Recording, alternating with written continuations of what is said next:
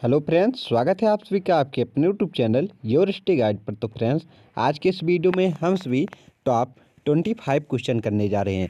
आप चाहे SSC GD की तैयारी कर रहे हो या आरपीएफ कांस्टेबल की तैयारी कर रहे हैं, आप सभी के लिए वीडियो मोस्ट इंपॉर्टेंट होने वाला है, क्योंकि इस वीडियो में फ्रेंड्स ऐसे क्वेश्चन लिए गए हैं जो बार बार आप सभी के एग्जाम में पूछे जाते हैं। फ्रेंड, मैं क्वेश्चन के साथ साथ एक्सप्लेनेशन भी करूँगा ताकि आप सभी के इस क्वेश्चन से रिलेटेड जितने भी और क्वेश्चन बन सकते हैं वो सभी इसी एक क्वेश्चन में सॉल्व हो जाएं। चलिए अब देखते हैं पहला क्वेश्चन हमारा क्या है। भूगोल शब्द किस भाषा से लिया गया है? भूगोल शब्द किस भाषा से लिया गया है? तो राइट आंसर क्या है? यूनानी। किस भाषा से लिया गया है? यूनानी। फ्रेंड्स, जो है मैंने इस 25 क्वेश्चन में हर सब्जेक्ट से क्वेश्चन लिया है जो बार बार आपसे एग्जाम में पूछे जाते हैं। चलिए आगे देखते हैं, आखिर भूगोल किसे कहते हैं। अगर बात कर लें कि भूगोल जैसे इंग्लिश में जियोग्राफी कहते हैं। जियोग्राफी दो शब्दों से मिला है, जियो और धन ग्राफी। जियो माने होता है पृथ्वी और ग्राफी माने स्टडी होता है अध्ययन करना। मतलब पृथ्वी का अध्ययन करना ही क्या कहलाता है? भूगोल कहलाता है। अब आपसे से क्वेश्चन यह भी पूछा जा सकता है कि जो भूगोल है इसके जनक कौन है? तो एराटोस्थेनीज जी जो हैं भूगोल के जनक हैं। यहाँ से इतना क्वेश्चन बन सकता है, आप सभी इसे याद रखिएगा। बेसिक क्वेश्चन है लेकिन दोस्तों बार बार रिपीट होते हैं। अगला क्वेश्चन देखते हैं, भारत ग्लोब पर कहाँ पर स्थित है? भारत जो है वो ग्लोब पर कहाँ पर स्थित है? तो राइट आंसर क्या है? उत्तर पूर्व में। कहाँ पर? उत्तर पूर्व में भारत जो है ग्लोब पर स्थित है। आखिर कैसे उत्तर पूर्व में है, चलिए देखते हैं। इसे भी बड़ा कर लेते हैं ताकि आप सभी को अच्छे से यहाँ पर दिखाई दे। यह आप सभी को पता होगा, ये हमारा 0 अंश देशांतर रेखा। क्या है? 0 अंश अक्षांश रेखा। और भारत कहाँ पर स्थित है? भारत यहाँ पर स्थित है। कहाँ पर? यहाँ पर। तो देशांतर रेखा के दक्षिण किसके अब यहाँ से आप सभी देखें, देशांतर रेखा जो है इसके पूर्व में, देशांतर रेखा के पूर्व में भारत है और अक्षांश रेखा के उत्तर में। तो भारत कहाँ पर स्थित है? तो उत्तर पूर्व में भारत स्थित है। इस प्रकार उत्तर पूर्व में स्थित है, इसे आप याद रखिएगा। चलिए नेक्स्ट क्वेश्चन देखते हैं। अब अगला हमारा क्वेश्चन है, भारत का सबसे छोटा पड़ोसी देश कौन सा है? भारत का सबसे छोटा पड़ोसी देश कौन सा है? तो मालदीव। मालदीव जो है भारत का सबसे छोटा जो है पड़ोसी देश है। अगर बात कर लें कि भारत के साथ सबसे अधिक सीमा साझा करने वाला देश कौन सा है? तो बांग्लादेश है। कितने का करता है? 4096 किलोमीटर की सीमा या भारत के साथ साझा करता है, ये भी आप याद रखिएगा। अगर बात कर लें कि भारत के साथ सबसे कम सीमा साझा करने वाला देश कौन सा है? तो अफगानिस्तान। 106 किलोमीटर कुल सीमा साझा करता है, वो भी लद्दाख केंद्र शासित प्रदेश के साथ। चलिए आगे देखते हैं। अभी अगला हमारा क्वेश्चन है कि कर्क रेखा भारत के कितने राज्यों से होकर गुजरती है? कर्क रेखा भारत के कितने राज्यों से होकर गुजरती है? तो 8 राज्यों से। कितने? 8 राज्यों से। वो कौन कौन से राज्य है उसे भी आप यहाँ पर देख सकते हैं। इसलिए आप सभी के लिए मैप लाया हूँ ताकि आप सभी को आसानी से समझ में आए, समझने में कोई दिक्कत ना हो। अब बात कर लें कि कर्क रेखा भारत के कितने राज्यों से होकर गुजरती है? तो 8 राज्यों से। एक है गुजरात। कौन? गुजरात है। राजस्थान है। मध्य प्रदेश है। झारखंड है। छत्तीसगढ़ है। उसके बाद पश्चिम बंगाल है। पश्चिम बंगाल के जो है बाद है त्रिपुरा। उसके बाद मिजोरम। ये 8 राज्य हैं जहाँ से कर्क रेखा होकर गुजरती है। आप सभी को भी इसी सीक्वेंस में याद रखना है।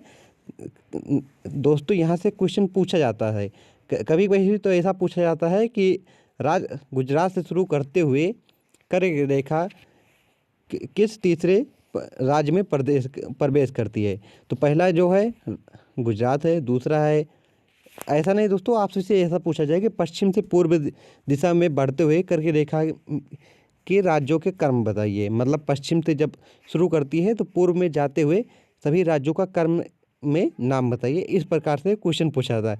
तो क्रम में आप याद करेंगे, पहला गुजरात है, राजस्थान है, मध्य प्रदेश है, छत्तीसगढ़ है, झारखंड है, उसके बाद है दोस्तों त्रिपुरा, मिजोरम। इस प्रकार से क्रम है, इसे आप याद रखिएगा। और अभी आप सभी से क्वेश्चन पूछा गया था कि भारत का सबसे छोटा पड़ोसी देश कौन सा है? तो मालदीव है। मालदीव कहाँ पर स्थित है? ये आप यहाँ पर देख सकते हैं। यहाँ पर लिखा नहीं है दोस्तों, मालदीव यहाँ पर स्थित है। कहाँ पर? यहाँ पर स्थित है।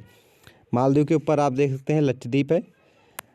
अगर आपसे से यह पूछा जाए कि भारत को प्रायद्वीपीय भारत क्यों कहते हैं, ये अगर आपसे से पूछा जाए तो आप सभी का राइट आंसर यह होगा दोस्तों, क्योंकि भारत जो है 3 तरफ से जो है पानी से घिरा है, इसलिए इसे प्रायद्वीपीय भारत कहते हैं। यहाँ पर आप देख सकते हैं इस साइड में बंगाल की खाड़ी से घिरा हुआ है, इस साइड से जो हिंद महासागर से घिरा हुआ है, इस साइड से जो है अरब सागर से घिरा है, इसलिए इसे प्रायद्वीपीय भारत कहते हैं। ये भी आप याद रखिएगा।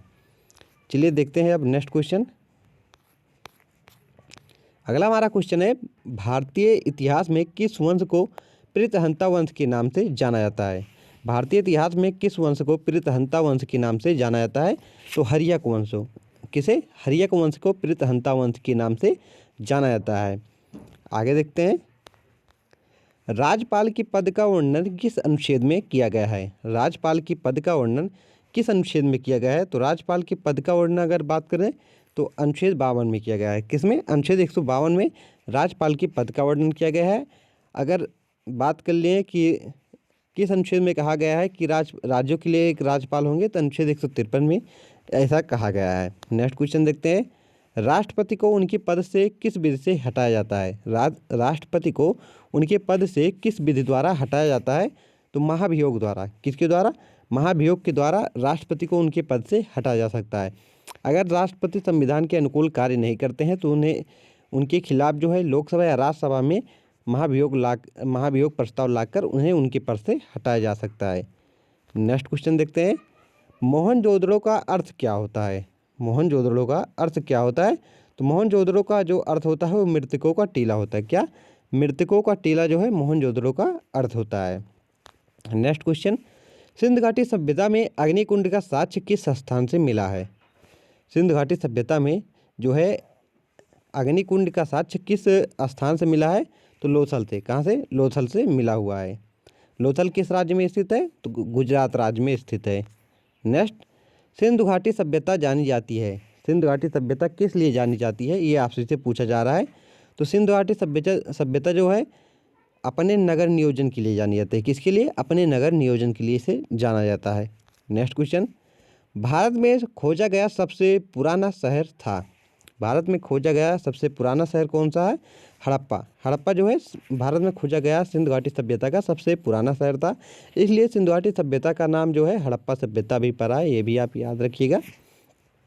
नेक्स्ट क्वेश्चन देखते हैं, किस पशु के अवशेष सिंधु घाटी सभ्यता में नहीं प्राप्त हुए?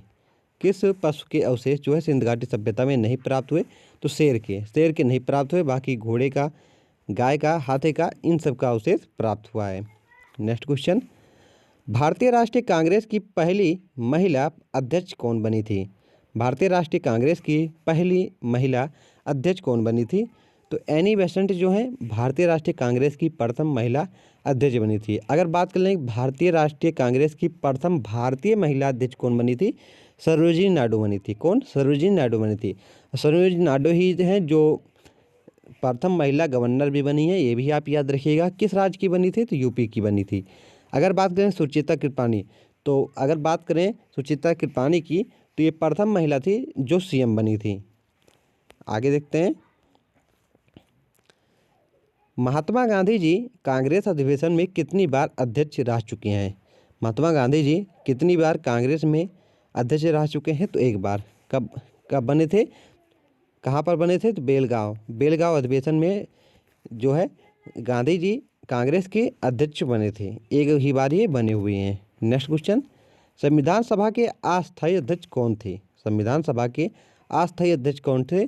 डॉक्टर सच्चिदानंद सिन्हा जो थे संविधान सभा के अस्थायी अध्यक्ष थे। किनके कहने पर इन्हें बनाया गया था? तो जीबी कृपलानी के कहने पर इन्हें बनाया गया था, क्योंकि उस जो 9 दिसंबर को संविधान सभा की प्रथम बैठक हुई थी उसमें सबसे ज़्यादा उम्र के सच्चिदानंद सिन्हा थे, इसलिए इन्हें जो है संविधान सभा का अस्थायी अध्यक्ष बनाया गया था। अगर बात कर लें कि अस्थायी अध्यक्ष कौन बने थे बाद में 11 दिसंबर को, तो डॉक्टर राजेंद्र प्रसाद जो है संविधान सभा के अस्थायी अध्यक्ष बने थे। अगर बात करें BN राव क्या थे, तो संविधान सभा के सलाहकार कौन थे? BN राव थे। पंडित जवाहरलाल नेहरू जी जो है भारत के प्रथम जो है प्रधानमंत्री बने थे। ये भी आप याद रखिएगा। नेक्स्ट क्वेश्चन, भारतीय संविधान में प्रस्तावना किसने पेश किया? तो भारतीय संविधान में उद्देश्य का दोस्तों इसे कहना था, प्रस्तावना नहीं। भारतीय संविधान में उद्देश्य प्रस्ताव किसने पेश किया था? तो पंडित जवाहरलाल नेहरू जी ने किया था। कब किया था? तो 11 दिसंबर 1946 को किया गया था। कब इसे माना गया, तो 22 जनवरी 1947 को इसे स्वीकार किया गया था, ये भी आप याद रखिएगा। प्रारूप समिति के अध्यक्ष कौन बने थे? तो डॉक्टर भीमराव अंबेडकर बने थे, ये भी आप याद रखें। नेक्स्ट क्वेश्चन, भारतीय संविधान की स्थापना किसने की थी? भारतीय संविधान की स्थापना किसने की थी? डॉक्टर भीमराव अंबेडकर ने, संविधान सभा ने, विधानसभा ने, या किसी ने नहीं? तो राइट आंसर क्या है? संविधान सभा ने। किसने? संविधान सभा ने जो है भारतीय संविधान की स्थापना की थी। अगर आपसे इसे यह क्वेश्चन पूछा जाए कि भारतीय संविधान का जनक किसे कहा जाता है, तो आप सभी का राइट आंसर क्या होगा? डॉक्टर भीमराव अंबेडकर। लेकिन अगर आपसे इसे यह पूछा जाए कि भारतीय संविधान की स्थापना किसने की थी, तो संविधान सभा ने की थी।